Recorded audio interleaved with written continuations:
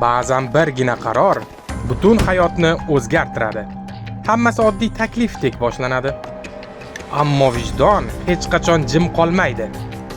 Eng og'ir savollarni bolalarning beg'ubor nigohi beradi. Nohaq olingan har bir pul insonni ichidan yemira boshlaydi. Bir kun kelib, hatto o'z aksingizdan ham qo'rqasiz. Korrupsiya hech qachon bitta qaror bilan tugamaydi.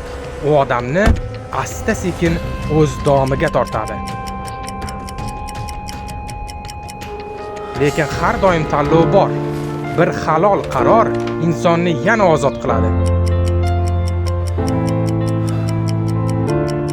Korrupsiya sekin ta'sir qiluvchi zahar. U avval vijdonni, keyin hayotingizni o'ldiradi. O'zingizni saqlab qoling.